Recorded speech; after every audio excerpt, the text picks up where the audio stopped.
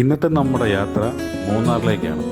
കോവിഡിൻ്റെ പ്രതിസന്ധിക്ക് ശേഷം വീണ്ടും മൂന്നാറിലെ ടൂറിസം പഴയ ഉണർവിലേക്ക് വന്നുകൊണ്ടിരിക്കുകയാണ്. അപ്പം നമുക്ക് അവിടുത്തെ കാഴ്ചകൾ കാണാം. എങ്ങനെയാണ് ഇപ്പം തിരക്കുണ്ടോ എന്നൊക്കെ നോക്കാം. തിരക്കുണ്ടെന്നാണ് പൊതുവെ നേരത്തെ പോയ പലരിൽ നിന്ന് അറിഞ്ഞത്. ഇന്ന് അവിടെ ചെറിയൊരു ഹോം സ്റ്റേയിലാണ് താമസിക്കാൻ ഉദ്ദേശിക്കുന്നത്. David home stay. മാത്രമല്ല എല്ലാ റൂമുകളും ബുക്ക്ഡാണ്. ഭയങ്കര ഹോട്ടലൊന്നും റൂമുകളൊന്നും കിട്ടാനില്ലെന്നാണ് അറിവ്. ഈ ഹോം സ്റ്റേ നമ്മുടെ മൂന്നാറിനൊരു 5-6 കിലോമീറ്റർ മുന്നേ 2-ാം മൈലിലാണ്. പള്ളിവാസലിന് കുറച്ച് മുന്നേ. ഇങ്ങോട്ട് റോഡല്ല ഇപ്പം നല്ല പുതുക്കി പണിത് മനോഹരമാക്കിയിട്ടുണ്ട്. നേരത്തെ മൂന്നാറിലോട്ടുള്ള റോഡിൻ്റെ അവസ്ഥ ഭയങ്കര മോശമായിരുന്നു ഒരു 4-5 മാസം മുന്നേ വരെ. ഇപ്പോൾ ഏതായാലും ഇത് റീഓപ്പൺ ചെയ്തപ്പം എനിക്ക് തോന്നുന്നു നല്ല അടിപൊളിയായിട്ട് റോഡൊക്കെ മനോഹരമാക്കി അവർ പണിതിട്ടുണ്ട്.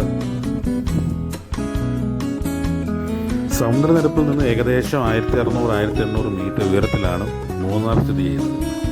സാധാരണ നിലയിൽ 9 ഡിഗ്രിക്കും 26 ഡിഗ്രി സെൽഷ്യസിനും ഇടയ്ക്കാണ് ഇവിടുത്തെ താപനില.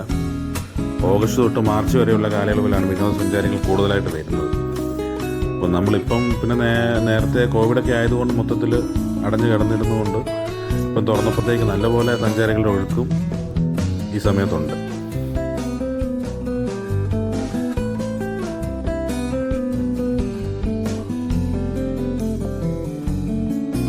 മൂന്നാർ എത്തുന്നതിന് കുറച്ച് മുന്നേ ഉള്ള 2 വെള്ളച്ചാട്ടങ്ങളാണ് ചീയപ്പാറ വെള്ളച്ചാട്ടവും വാളറയും. ചീയപ്പാറയിൽ വലിയ വെള്ളം അധികമില്ലായിരുന്നു. എന്നാൽ ഇത് വാളറ വെള്ളച്ചാട്ടമാണ്. ഇത് പിന്നെ കാണാൻ നല്ല ഭംഗിയാണ്. അതോടൊപ്പം തന്നെ സഞ്ചാരികളുടെ തിരക്കുമുണ്ട് ഇവിടെ. വഴിയൊക്കെ അതുകൊണ്ട് ഇടയ്ക്ക് ബ്ലോക്ക് ആവുന്നുണ്ട്. മുൻകാലങ്ങളെ അപേക്ഷിച്ച് ഇത്തവണ കൂടുതൽ ആഭ്യന്തര ടൂറിസ്റ്റുകളാണ്. കഴിഞ്ഞ വർഷമൊക്കെ ഈ സമയത്ത് കൂടുതലും വിദേശികളാണ്. എന്നാൽ കോവിഡ് ആയതുകൊണ്ട് ഈ വട്ടം വിദേശ ടൂറിസ്റ്റുകളൊന്നുമില്ല.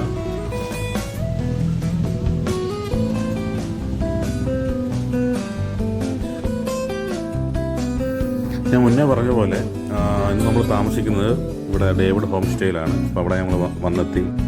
ഇങ്ങോട്ട് കയറി വരുന്ന അവിടുത്തെ വ്യൂ ആണിത്. മനോഹരമായ കാഴ്ചകളാൽ സമ്പന്നമായ ഒരിടമാണ്.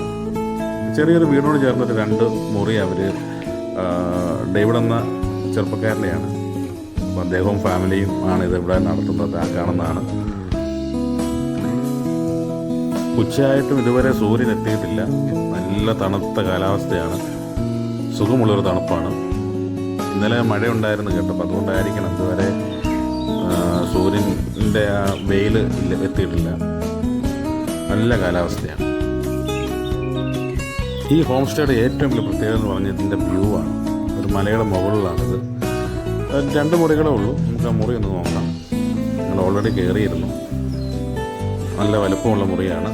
ഒരു 3 സ്റ്റാർ ഹോട്ടൽ റൂമിനെ അനുസ്മരിപ്പിക്കുന്ന റൂമാണ്. എല്ലാ സൗകര്യങ്ങളുണ്ട്. TV ഉണ്ട്, ഹീറ്ററുണ്ട്, എല്ലാം. ഏറ്റവും പ്രത്യേകത ഉള്ളത് ഇതാണ്, റൂമിനകത്തു നിന്നുള്ള ഈ കാഴ്ച, മനോഹരമായ കാഴ്ച. രാവിലെയൊക്കെ എണീറ്റ് നമ്മൾ നോക്കുവാണെങ്കിൽ എന്ത് ഭംഗിയായിരിക്കും. ഇത് അവരുടെ ബാക്ക് സൈഡാണ്. ബാക്ക് സൈഡ് വ്യൂ ആണിത്.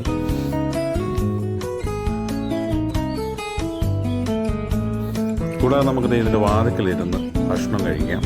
കാഴ്ചകളൊക്കെ കണ്ടുകൊണ്ട് ഭക്ഷണമൊക്കെ അവർ തന്നെ നമ്മൾ ഏത് ഫുഡ് വേണമെന്ന് പറഞ്ഞാൽ അവർ നമുക്ക് ഉണ്ടാക്കി തരും. ഞങ്ങൾക്ക് ചിക്കൻ കറിയും മോരും പപ്പടവും തോരനൊക്കെ ഉണ്ടായിരുന്നു. നല്ല അടിപൊളി ഫുഡായിരുന്നു. ഹോംലി ഫുഡാണ്. അതുകൊണ്ട് ഫാമിലിയായിട്ടൊക്കെ വരുമ്പോൾ ആ ഒരു കാര്യത്തിൽ യാതൊരു ടെൻഷനും വേണ്ട. ഹോട്ടൽ ഫുഡ് കഴിച്ച് വയറ് പോകുന്നുള്ള പേടിയും വേണ്ട. ഒരു ചെറിയ ഉച്ചയുറക്കത്തിനൊക്കെ ശേഷം ഞങ്ങൾ വൈകുന്നേരം പതുക്കെ കാന്തല്ലൂർ ഭാഗത്തേക്കൊന്ന് പോകാൻ തീരുമാനിച്ചു. അപ്പോൾ നല്ല ഒരു തണുത്ത അന്തരീക്ഷമാണ്. അപ്പോൾ അവിടെ വരെ ചെല്ലുമ്പോൾ മിക്കവാറും കോട കയറും. അതുകൊണ്ട് അങ്ങ് വരെ പോകാൻ പറ്റുമെന്ന് തോന്നില്ല. നല്ല തിരക്കാണ് ടൗൺ മൊത്തം. മൂന്നാർ ടൗണിനേക്കാളും കുറച്ചുകൂടെ കാഴ്ചകളുള്ളത് നമുക്ക് ഈ കാന്തല്ലൂർ മറയൂർ പോകുന്ന ആ റൂട്ടാണ്. അത് രാജമല പോകുന്ന ആ റൂട്ട്. അവിടെ നിന്ന് നേരെ മുന്നോട്ട് പോയാൽ മതി. മുന്നേയുള്ള എൻ്റെ യാത്രകളെല്ലാം നല്ല ഭംഗിയുള്ള കാഴ്ചകളായിരുന്നു. പ്രത്യേകിച്ച് കോട കയറി, നട്ടുച്ചയ്ക്കാണെങ്കിലും കോട കയറി നിൽക്കുന്ന കാലാവസ്ഥയാണ്. ഇടയ്ക്കൊക്കെ വഴുപ്പണിയൊക്കെ നടക്കുന്നുണ്ട്.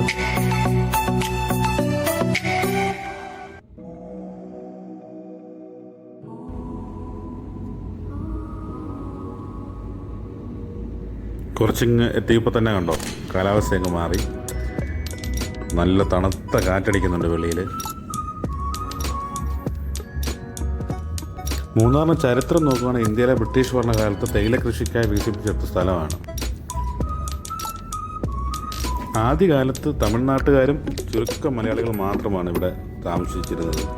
ഇവരെ തൈലത്തോട്ടങ്ങളിലെ തൊഴിലാളികളെ കൊണ്ടുവന്നതാണ്. തോട്ടങ്ങളിലെ ഉയർന്ന ഉദ്യോഗസ്ഥരും മാനേജരും എല്ലാം ബ്രിട്ടീഷുകാരായിരുന്നു. അവർക്ക് വേണ്ടി അന്ന് പണിത കുറേ ബംഗ്ലാവുകൾ ഇപ്പോഴും മൂന്നാറിലുണ്ട്. സായിപ്പന്മാരെ വളരെയധികം ആകർഷിച്ച ഒരു പ്രദേശമാണ് മൂന്നാർ. ഇന്ന് നമ്മളെപ്പോലുള്ള സഞ്ചാരികളെ ആകർഷിച്ചുകൊണ്ടിരിക്കുന്നു, വീണ്ടും വീണ്ടും മാടി വിളിച്ചുകൊണ്ടിരിക്കുന്നു. എത്ര വന്ന് കണ്ടാലും ഇതിൻ്റെ സൗന്ദര്യം ഒന്നും പോവുകയില്ല. ഇത്രയും തണുത്ത കാറ്റും കോടയും വന്നപ്പോൾ ഒരു ചെറിയ ഓംലെറ്റും ചായയും.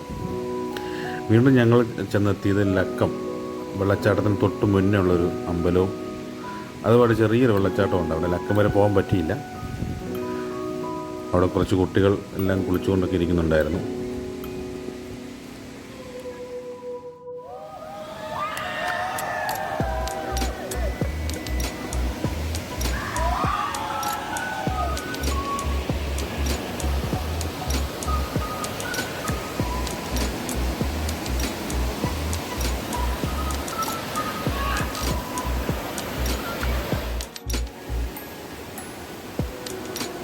അഞ്ചുമണിയായിരിക്കുന്നു. അതുകൊണ്ട് ലക്കത്തിനെയും ആ വെള്ളച്ചാട്ടം കാണാൻ അവിടെ കയറ്റി വിടത്തില്ല. അതുകൊണ്ട് ഞങ്ങളിങ്ങനെ മടങ്ങിപ്പോകാൻ തീരുമാനിച്ചു. ആ മഞ്ഞും മലയും അതിൻ്റെ ഇടയ്ക്കുള്ള ക്ഷേത്രവും എന്തൊരു കാഴ്ചയാണത്. അപ്പോൾ നാളെ രാവിലെ വീണ്ടും വട്ടവടയ്ക്ക് പോകുന്നുണ്ട്. അപ്പോൾ അതിൻ്റെ വീഡിയോയുമായിട്ട് വീണ്ടും കാണും വരെയും എല്ലാവർക്കും ഗുഡ് ബൈ. Stay safe.